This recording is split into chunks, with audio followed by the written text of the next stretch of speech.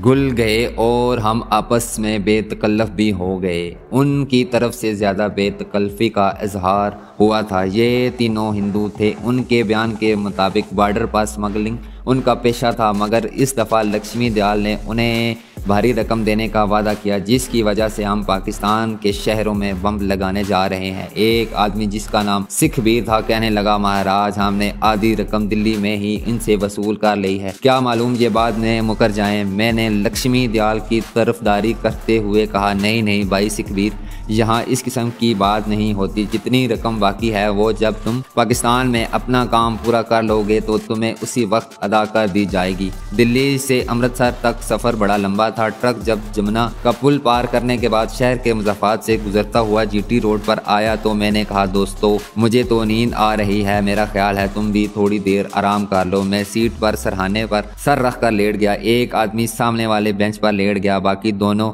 Bench के कोनों पर आमने सामने बैठे सिगरेट पीते और बातें करते रहे। ड्राइवर के साथ वाली सीट पर उसका क्लिंडर लड़का बैठा था। ट्रक का पिछला हिस्सा आधा बंद था, ऊपर से खूब हवा अंदर आ रही थी। मुझे बड़ी जल्दी नींद आ गई। रात के 4 बजे के करीब मेरी आंख खुल गई। मुझे सिखबीर ने बताया कि रात के 4 बज गए हैं। हम लोग रात के पिछले पहर को भी रात ही कहते हैं, ता वक्तिया सुबह ना हो जाए। मैंने सिखबीर से पूछा, सिखबीर हम कहाँ तक आ गए हैं? वो बोला, बस जी मेरठ गुजर गया है, आगे मुजफ्फरनगर आएगा, फिर सहारनपुर आएगा, अनबाला।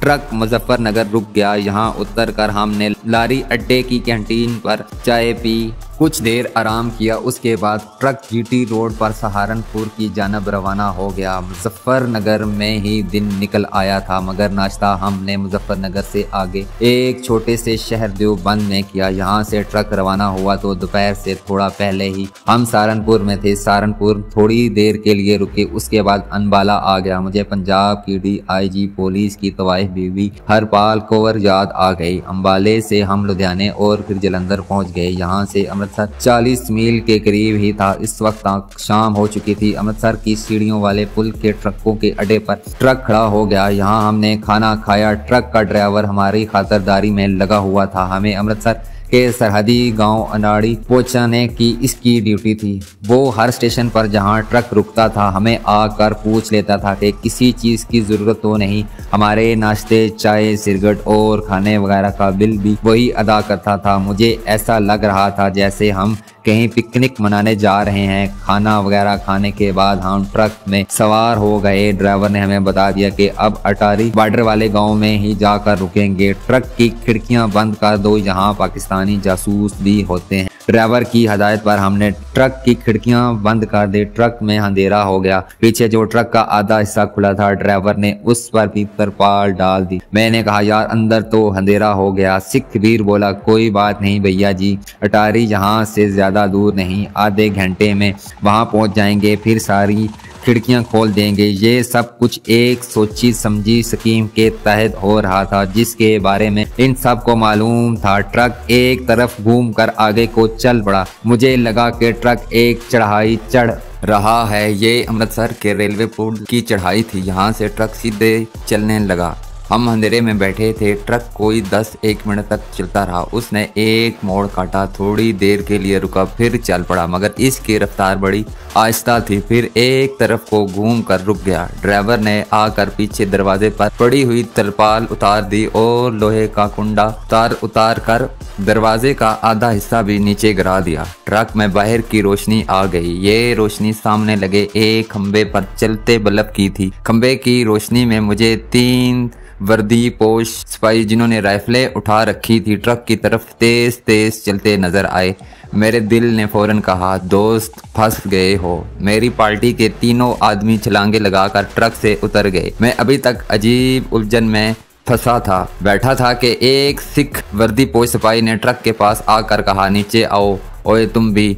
मेरी पार्टी के आदमी हंस हंस कर सिपाहियों से बात करने लगे। एक ने इनसे किसी हवलदार को मुखातब करके कहा, बचन सिंह संभालो अपने आदमी को। 3 सिपाही जिनमें हवलदार बचन सिंह भी था ट्रक में आ गए। उन्होंने मुझे बाजू से पकड़कर खींचकर नीचे उतार लिया।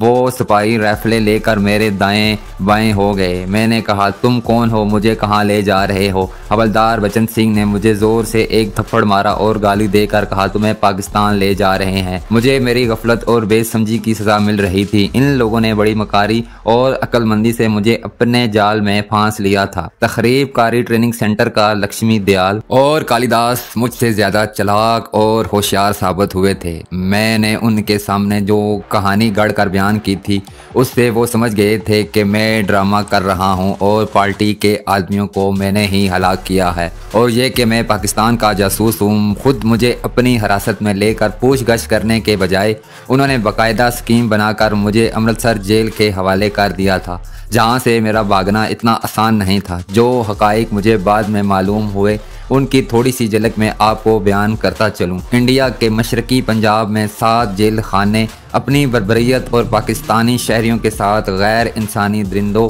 वाला ऐसा सलूक करने में सबसे ज़्यादा मशहूर हैं। उनमें नाकबा, फिरोजपुर, दासपुर, अमृतसर, जलंधर, पटियाला और लुधियाना के जेल खाने हैं। इन जेल खानों में बड़ा जालिम अमला रखा जाता है। इन जेलों में जराम पेशा कातल और डाकुओं के साथ उन पाकिस्तानियों को भी कैद में रखा जाता है जिन्हें भारत में वीज़े की मुद्दत गुजर जाने के बाद पकड़ लिया जाता है, या बॉर्डर पर कोई देहाती भूल कर इंडिया के बॉर्डर वाले किसी खेत में दाखिल हो जाता है तो उसे भी पकड़कर उनमें से किसी जेल में डाल दिया जाता है। इन सब पर यही इल्ज़ाम लगाया जाता है कि वो पाकिस्तान के जासूस हैं।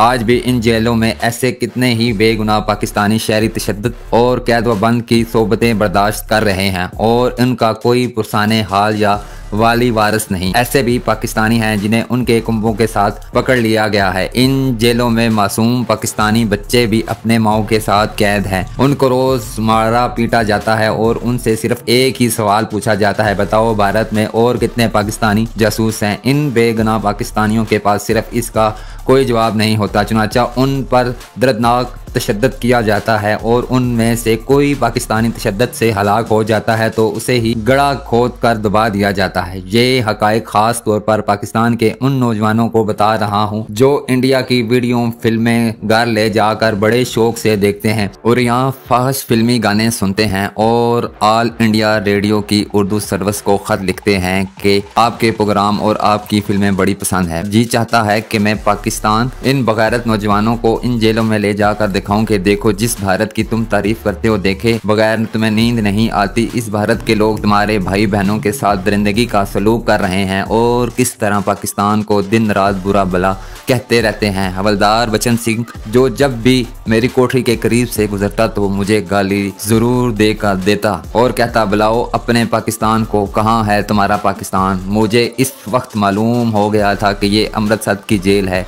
इस जेल में पाकिस्तानियों पर होने वाले जुल्म और सितम की कहानियाँ मैं दिल्ली बम्बई में बहुत सुन चुका था। अब मैं खुद इस जुल्म और सितम सहने के लिए लाया गया था। वो आदमी मुझे घसीट कर एक कोठरी में ले आए और उसका सलाखों वाला दरवाज़ा बंद करके बाहर ताला लगा दिया।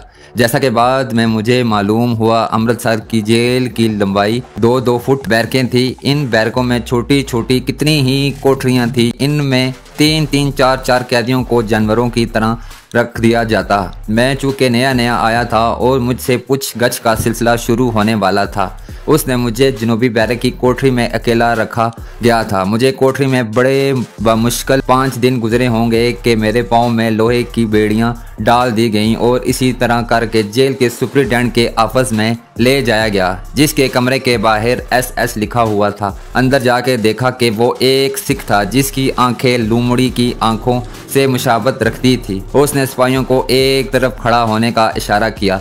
10-15 सेकंड तक घूरने के बाद कहने लगा, यहाँ भारत में और कौन कौन से पाकिस्तानी जासूस हैं? मैंने साफ इनकार करते हुए कहा, मैं पाकिस्तानी जासूस नहीं हूँ। इस सुपरिटेंडेंट का पूरा नाम मैं उससे दक्कल सिंह ही कहूँगा। उसने एक ऐसी बैत कह दी जिससे मेरे अंदर हौसला पैदा हो गया। कहने लगा, तुम्हें शर्म आनी चाहिए कि हिंदू होकर पाकिस्तान के लिए जासूसी करते हो। इसका मतलब था कि ये लोग मुझे हिंदू ही समझ रहे थे। मैंने बड़े एतमाद के साथ कहा, सरदार साहेब, लोगों को मेरे बारे में गलत रिपोर्ट मिली है। मैं देशभक्त हूँ, इसीलिए पाकिस्तान के शहरों में बम लगाने जा रहा था। दक्कल सिंह इस दौरान टकटकी बांधे मुझे देखता रहा। कहने लगा, मगर तुमने तो अपनी पार्टी के सारे आदमियों को मार डाला था, हिंदू होकर तुमने ऐसा क्यों किया? मैंने कहा, सर मैंने उन्हें नहीं मारा। बॉर्डर पर पाकिस्तानी रेंजर फोर्स से मुकाबला हो गया और मेरे साथी उनकी फायरिंग से हलाक हो गए। लगता था कि मेरी बातों का दक्कल सिंह पर कोई असर नहीं हो रहा था। उसने एक फाइल खोल कर सामने रख दी, मुझसे पूछा,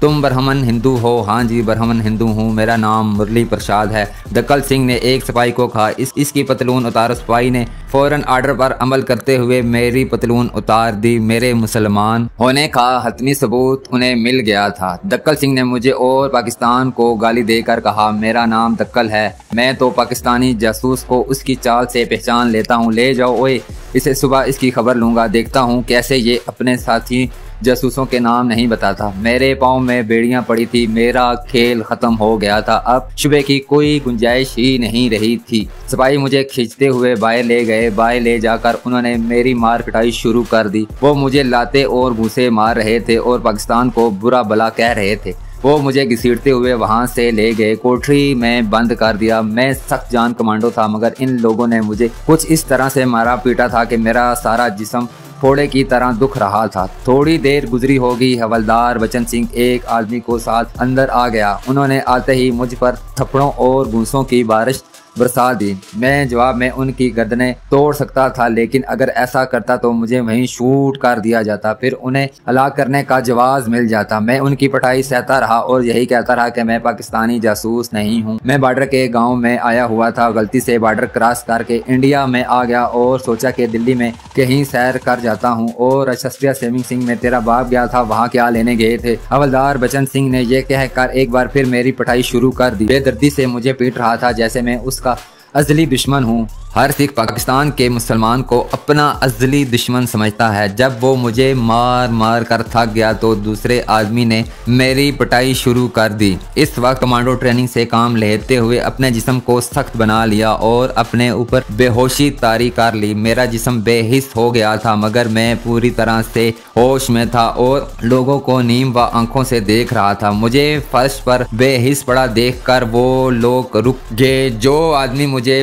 पीट रहा था उसने कहा, हवलदार ये तो मर गया है। नहीं ओ, इसे अभी नहीं मारना, इसे दूसरे पाकिस्तानी जासूसों का पूछ कर मारना है। उन्होंने मेरी नब्ज देखी और फिर मुझे वहीं छोड़कर चले गए। सारी रात मैंने जगह जगह से दर्द करते जिस्म की अजियत बर्दाश्त करते गुजार दी। सुबह हुई तो मुझे कोठरी से निकाल कर दूसरी कोठरी में पहुंचा दिया गया। उस कोठरी में छत के साथ 2 जंजीरें लटक रही थी। दीवार के साथ 2-3 स्टूल पड़े थे। एक तरफ लोहे का शिकंजा दीवार के साथ लटक रहा था। मुझे फर्श पर फेंक दिया गया। एक आदमी छत की जंजीर को इधर उधर करने लगा। इतने में दक्कल सिंह 2 आदमियों के साथ अंदर आकर स्टूल पर बैठ गया। उसने मुझसे पूछगछ शुरू कर दी। अगर तुम मुझे अपने साथी जासूसों के नाम पते बता दो तो मैं तुमसे वादा करता हूँ कि तुम्हें ना सिर्फ छोड़ दूंगा बल्कि तुम्हें बॉर्डर क्रॉस कर पाकिस्तान में भिजवा दूंगा। बोलो क्या कहते हो? तुम्हारे साथी कौन कौन हैं और भारत के किस किस शहर में हैं? मैंने दर्द की टीसें बर्दाश्त करते हुए कहा, मेरा कोई साथी नहीं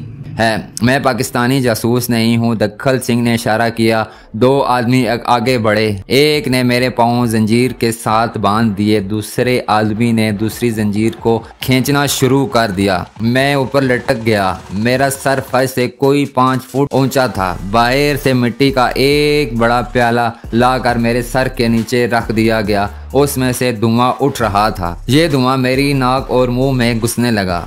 ये हर्बल का धुआं था। मैंने सांस रोक लिया, लेकिन कब तक सांस रोक सकता था? सांस लिया तो सारा धुआं मेरे फेफड़ों में दाखिल हो गया। मुझे बेख्तियार खांसी आ गई। मेरी जंजीर को एक आदमी ने बांस से पकड़ रखा था। दक्कल सिंह की आवाज़ आई, अब भी बता दो तुम्हारे दूसरे साथी कहाँ कहाँ पर हैं? उनकी निशानदेही करवा दो, मैं तुम्हें छोड़ दूंगा। मैंने कहा, मैं पाकिस्तानी जासूस नहीं। उसके साथ ही धुआं एक बार फिर मेरे मुंह और नाक के रास्ते फेफड़ों में भर गया और मैं बुरी तरह खांसने लगा। मुझे मेरे मेरे इंस्ट्रक्टर मर्द मोमन कमांडो कमाल शाह होशंगाबाद के जंगल में बड़ी ज़बरदस्त और हर किस्म की अजियत बर्दाश्त करने की ट्रेनिंग दी थी, मगर मुझे धुनी नहीं दी थी। मुझे जो धुनी दी जा रही थी उसने मुझे बेहाल कर दिया था। अगरचा मैं सख्त जान था मगर आखिर इंसान था। जब तकलीफ़ मेरी बर्दाश्त से बाहर हो गई और मेरा सांस रुकने लगा तो मैं वाकया ही बेहोश हो गया। होश आया तो मैं स्टूल पर बैठा था। 2 आदमियों ने मुझे बाजू से पकड़ रखा था। मेरे मुंह में पानी के छींटे मारे जा रहे थे और मेरा सर लोहे के शिकंजे में जकड़ा हुआ था। दक्कल सिंह मेरे सामने स्टूल पर बैठा था। मुझे होश में आता देखकर उसने कहा, बताओ तुम्हारे साथी जासूस कहाँ कहाँ पर हैं? मैंने कहा, मैं जासूस नहीं हूँ। यकीन करे, धोनी ने मेरे जिस्म के जैसे सारी ताकत छीन ली थी। मेरे शिकंजे में कसा जाने लगा था। जब मुझे अपनी खोपड़ी चिखती हुई महसूस होने लगी तो मैंने कहा, क्यों ना इन लोगों को झूठ मूठ 2-4 मुसलमानों के नाम बता दूं और पते गलत बता दूं। आप ही ढूंढते फिरेंगे, कम अज़ कम मेरी जान तो इस अज़ाब से छूट जाएगी। मैंने हाथ उठा कर कहा,